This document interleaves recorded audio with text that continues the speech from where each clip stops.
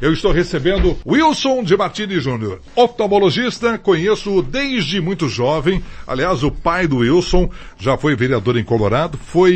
Quero aproveitar agora, o Dr. Wilson, e deixar enaltecido aqui o meu agradecimento, porque tudo que eu hoje faço em poesias, tudo que eu faço nas minhas mensagens do dia, eu devo ao seu pai, porque o seu pai foi meu professor, o seu pai foi quem me ensinou a paixão pela... Eu já te disse isso, eu repito, a paixão pela poesia, viu?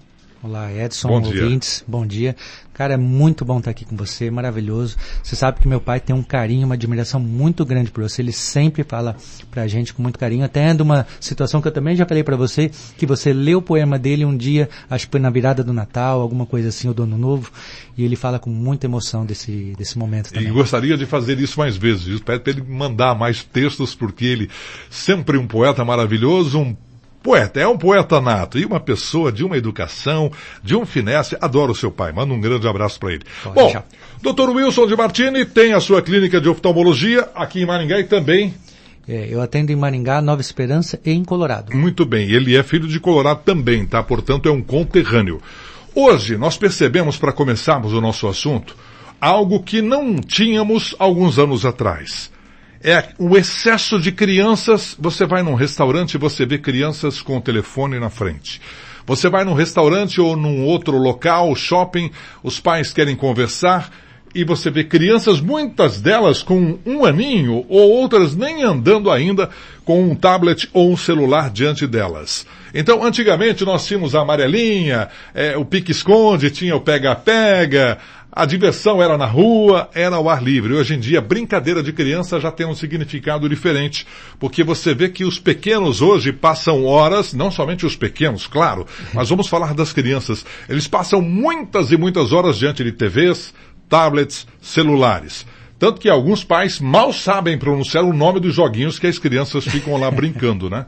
Em tempos de pandemia, eu acho que o tablet, o celular, foi ainda mais usado pelas crianças porque pais ficaram dentro de casa. Imagine o pai que é acostumado a ficar o dia todo fora, aí ele fica o dia todo com os filhos, a esposa o dia todo com os filhos, então dele tablet, dele celular para que a criançada pudesse ter uma diversão dentro de casa. Faz mal ou não faz mal este excesso de crianças diante de telas? Então, isso é exatamente como você descreveu muito bem. Houve uma mudança, né? Essa mudança já estava ocorrendo, mas a pandemia acentuou de uma certa maneira isso. E hoje a gente vê cada vez mais crianças, na verdade não é só criança, mas que a gente nota a mudança que está acontecendo, principalmente nas crianças e nos adolescentes, né? Olha só, existem estudos mostrando que realmente o uso excessivo de telas e a falta das atividades que exigem a visão de longe, andar de bicicleta, correr, fazem com que o aumento do grau de miopia, por exemplo, ocorra nas crianças, cada vez mais novas e cada vez um grau maior por causa do excesso de atividade de perto e a falta de atividade de longe. Isso sem entrar na questão do que as crianças veem na internet, que pode ter alterações aí psicológicas, desenvolvimentos, enfim, uma série de outras alterações. Só para deixar um dado aqui importante para os nossos ouvintes aqui, a Sociedade Brasileira de Pediatria recomenda que não haja telas, não haja estímulos com celular e tablets até os 2 anos de idade, pelo menos. E hoje em dia a gente vê que os pais usam isso como até babá eletrônica, né? Deixa ali pro bebê e pra criança para poder fazer outras coisas. E é isso que está acontecendo. E isso faz um mal danado, está provado que faz mal e vai fazer o quê? Aí a pergunta que os pais se fazem, mas como é que eu faço agora? Aí a resposta que eu daria, o filho é seu, você não quer que daqui a pouquinho essa criança já esteja com problemas nos olhos. Edson, não é fácil, tá? Eu falo. Você tem 2, né? Eu tenho gêmeas Caroline e Camila, elas têm 9 anos. E a gente fez ali um acordo entre eu e minha esposa ali que vamos fazer o possível para demorar o máximo de tempo para dar celular para elas e tudo mais. Elas não usam. A gente estimula brincadeiras longe que eu digo assim, fora de casa, né? Vai correr, vai brincar, vai jogar bola, vai, enfim, andar de bicicleta. E a gente está tentando nessa briga, mas não é fácil, né? A criança chega em casa e fala, olha, minha amiguinha tem um celular, eu queria também, por que eu não tenho e tal. Mas aí nessa hora, o que eu escuto muito ali no consultório também, né? Mas aí como é que faz?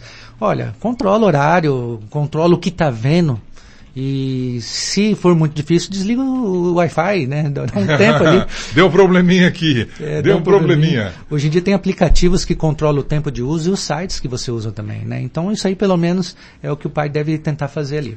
Para evitar tudo isso. Agora, a catarata continua judiando das pessoas, principalmente as pessoas mais velhas.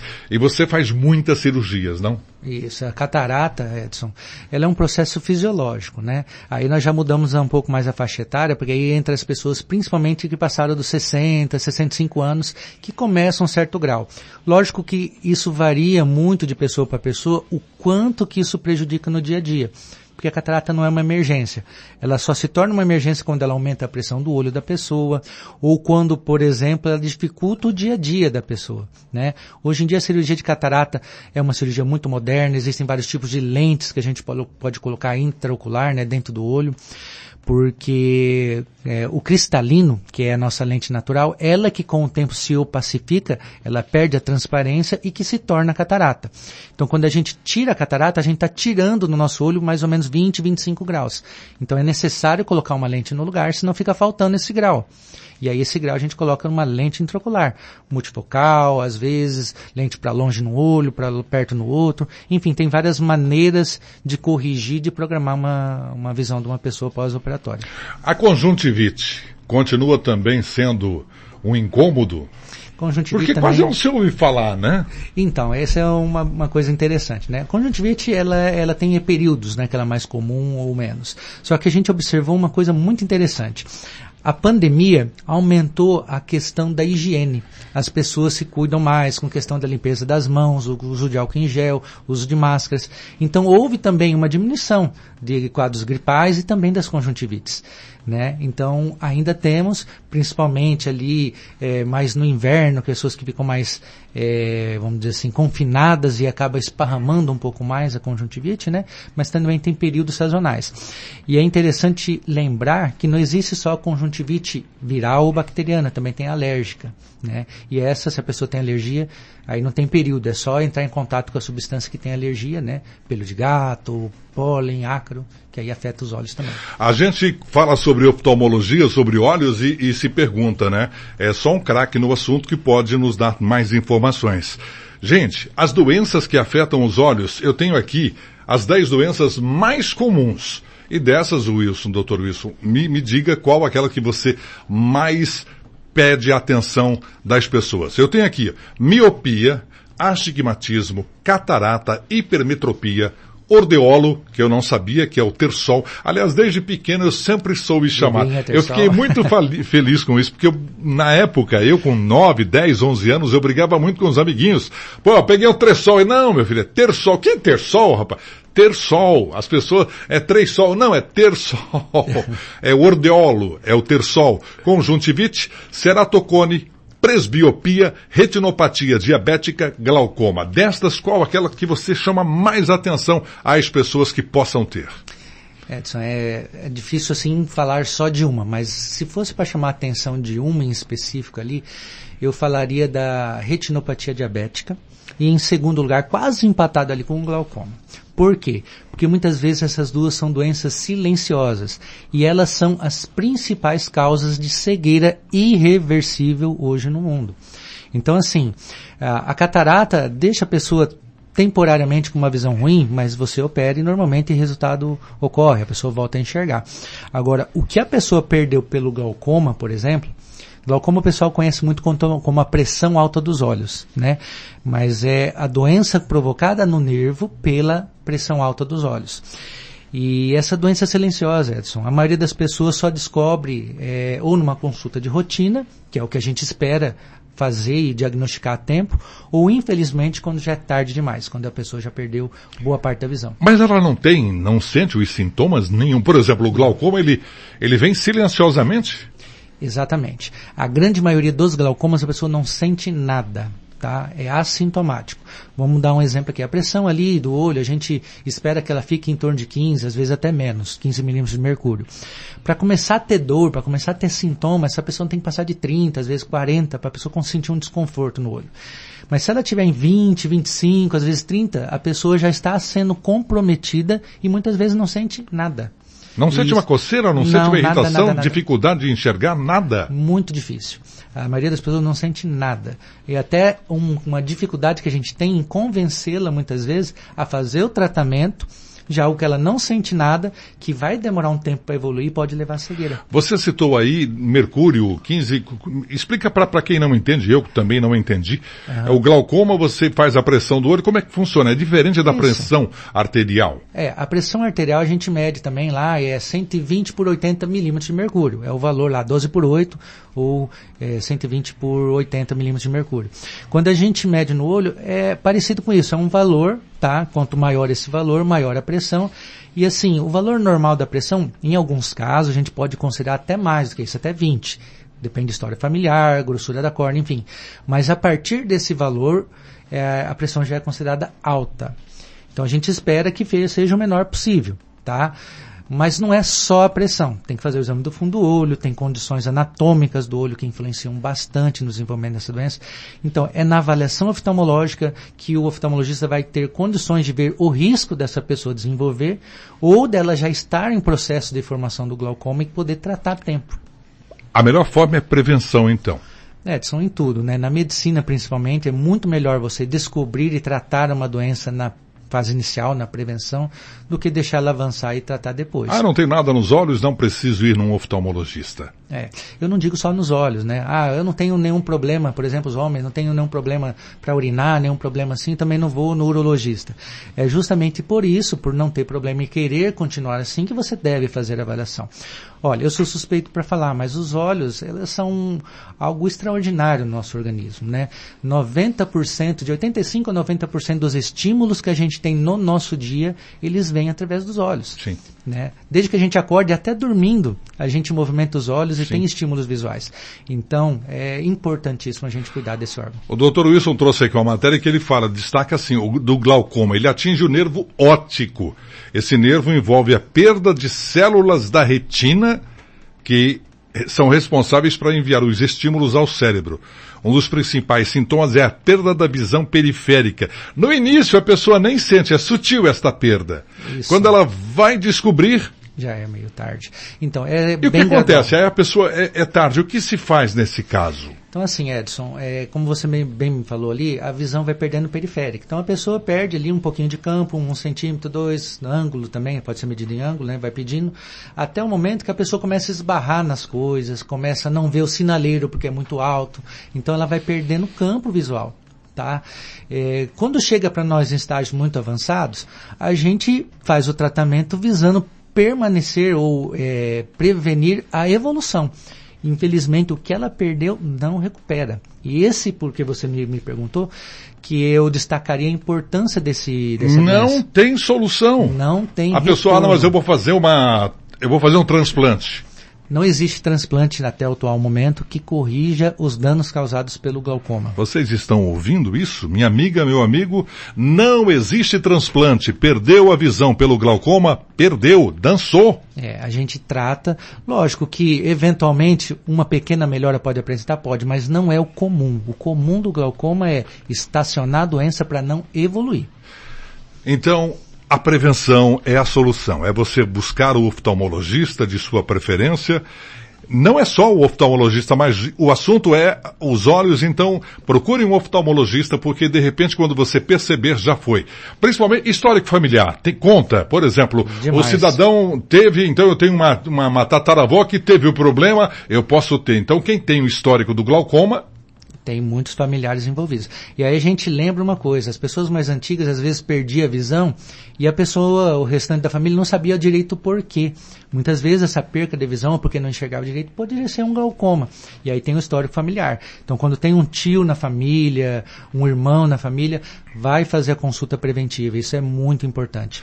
Você citou ali da retinopatia diabética, gente.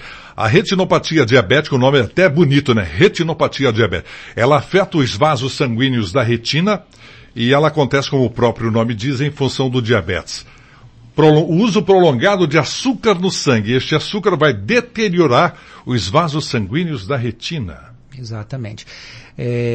O excesso de açúcar, né, a glicose no sangue, ela torna o sangue mais denso e ele acaba obstruindo vasinhos que são muito pequenos. Chama microangiopatia, uma doença de pequenos vasos, que não é apenas nos olhos, são nos rins, no coração.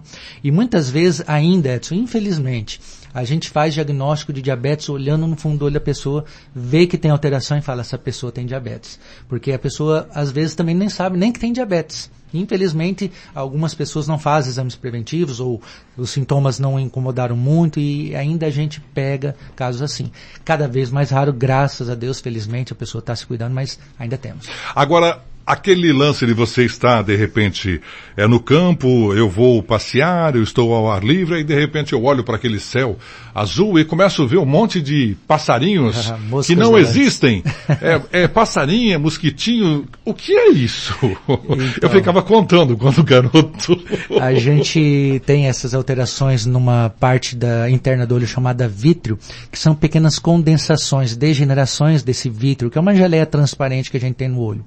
Aí quando a luz atravessa ela e bate nessa condensação, forma-se uma imagem que parece que está fora dos olhos, que lembra como se fosse uma mosquinha, às vezes é um fio de cabelo, às vezes é como se fosse uma teia de aranha, e aí a pessoa olha para um lado, a mosquinha vai para o lado, olha para o outro, ela vai para o outro. Isso são degenerações que estão na parte interna do olho. Quando tem isso, tá, é legal fazer uma avaliação oftalmológica também. Normalmente é só isso, não é nada grave, mas ela também pode ter relações com processos infecciosos dentro do olho, como a toxoplasmose, por exemplo, que é aquela doença que a gente pega do gato, mas também pode ser um indício de um início de descolamento de retina. Às vezes tem essa primeira formação, aí depois começa as pessoas a ter como se fossem uns flashes, uns relâmpagos. Isso pode ser um rasguinho, um início de descolamento de retina também, Edson. Retina, tem solução?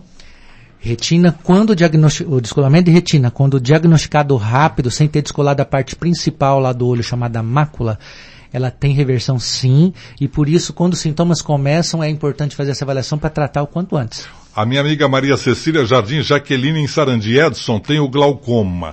Demorei muito para descobrir. Ô Maria Cecília, conta aí, o que você sente até hoje com o glaucoma? Conta para nós que hoje eu comecei 11h05, eu vou até 11h25 com o papo aqui com o Dr. Wilson de Martini. Ela disse que tem glaucoma e demorou muito para descobrir. A Marli, do Parque Avenida, Edson, pergunta para o doutor, tive aneurisma oftalmológico. O que é? Bom, o aneurisma cerebral... Ah, tá. Bom, eu conheço agora. Assim, bom dia. Sequela de aneurisma, perdão, eu que não vi todo aqui, me perdoe. Sequela de aneurisma, tem alguma coisa para se fazer quando a pessoa fica com a visão muito ruim após ter tido o aneurisma? Tá, então assim, aneurisma também tem no olho. São dilatações de vasinhos que podem acontecer no diabetes, por exemplo. Por exemplo, lá dentro. E quem não tem o diabetes, de vez em quando dá uma dor no olho e puf, fica aquele vermelhão por uns 2, 3, 4... Assusta bastante, não, né? Aconteceu comigo, estava tomando banho, de repente uma dor aguda no olho, como se alguém tivesse, aplicado uma injeção dentro do olho. Olhei no espelho, nossa, aquele vermelho, nossa, o que aconteceu aqui? A grande maioria dos casos aí são hemorragias subconjuntivais, Edson. São hemorragias benignas, né, que acontecem por pico pressórico, da pressão alta, vamos dizer assim, né? Ou às vezes por uma irritação, que às vezes sem querer a pessoa coça e acaba arrebentando o vasinho. Isso, felizmente, é bem benigno, é superficial, absorve depois de 7 a 10 dias. Aí fica um alerta para quem tem isso, né? Ter certeza que não bateu. Eu já tive um paciente, por exemplo, que era meio sonâmbulo e bateu e não sabia. Aí a gente fazendo o exame, a gente descobriu que tinha um problema dentro do olho dele. E também fica o alerta para as pessoas que tratam de pressão alta para ver se não está tendo descontrole da pressão, porque pode ter arrebentado por causa disso. Exato. E agora sobre a sequela do aneurisma? Tá. Então, como eu disse, tem aneurisma dentro do olho também, que é a questão do diabetes. Isso se trata como a retinopatia diabética, laser, algum outro tipo de tratamento. Agora, o aneurisma cerebral, que compromete a visão, é quando um dos vasinhos na parte da cabeça ali, do cérebro, próximo a alguma estrutura do olho, um nervo, ou a parte aqui de trás que forma a imagem, arrebenta, né? Ou comprime ali, né? Porque às vezes o aneurisma está grande, expande e fica pressionando ali também. tudo depende do que foi comprometido. Por exemplo, se faltar circulação, seja porque arrebentou o vasinho ou porque comprimiu uma estrutura importante, essa pessoa pode ficar com uma sequela definitiva. Pensar como se fosse um tipo de um AVC, hemorrágico isquêmico. A Maria Cecília mandou a mensagem aqui. Eu tenho glaucoma desde os 15 anos de idade. Perdi um olho com 15 anos. E com o tempo eu perdi o outro. Eu tô perdendo o outro, eu só uso o colírio para controlar. Eu não tenho cura, a minha pupila tá rasa e transparente. Eu vejo assim, uma hora eu vejo as coisas, ela aparece, outra hora desaparece, outra hora eu vejo duas coisas, ao mesmo tempo eu não vejo nada. E é difícil as pessoas acreditarem na gente, né? Mesmo eu com essa situação, as pessoas não acreditam. Pois é, né? Qual que é o nome dela mesmo? É a Maria Cecília. Maria Cecília, né? E muito nova para ter glaucoma, né? Felizmente o glaucoma ele atinge mais pessoas com mais idade.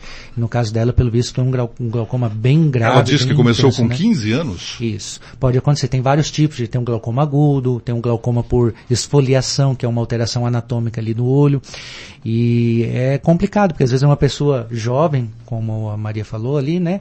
Que tem um aspecto saudável no olho, às vezes não dá nem para perceber e a pessoa realmente não enxerga. E infelizmente, dependendo de como foi diagnosticado, a gente faz o tratamento para evitar a progressão. Bom, eu quero agradecer ao Dr. Wilson de Martini Júnior pela presença. Ele atende aqui em Maringá, atende em Colorado e também em Nova Esperança. E eu também tive o prazer de participar. Ele lançou um tempo atrás uma historinha, né, em quadrinhos, né, do Gaviãozinho. Exatamente. É o Gaviãozinho que a gente conta através de histórias infantis como que a pessoa e a família dela deve cuidar da sua visão e dos olhos. Muito bem. O teu endereço, por favor, aqui em Maringá? Eu atendo ali na IOCC, que é Instituto de Olhos Cidade Canção. Fica na Rua dos Pinheiros 81. Fica próximo ao Hospital Paraná. Rua dos Pinheiros 81. Quem quiser depois, eu posso passar o telefone do Dr. Wilson para que você possa continuar fazendo perguntas. Algumas pessoas estão mandando perguntas agora por áudio, e como nós não temos certeza se é uma pergunta referente à nossa entrevista ou a um pedido musical, aí fica complicado. Mas nós vamos trazer o Dr. Wilson em breve, novamente, para que nós possamos ter mais dúvidas sanadas nesse bate-papo gostoso da entrevista da manhã. Dr. Wilson, muito obrigado pela participação. Eu que agradeço demais a oportunidade, é muito bom estar com vocês aqui, e fico à disposição, sempre que precisar, só chamar que a gente vem. Wilson de Martini Júnior vai voltar, com certeza. Muito obrigado também aos ouvintes que mandaram participações, alguns não tiveram as respostas, mas eu passarei o contato da clínica para que vocês possam entrar em contato com o Dr. Wilson de Martini Júnior, que volta em breve bater papo com a gente aqui, tá bom? É a entrevista da manhã, nos 93.3.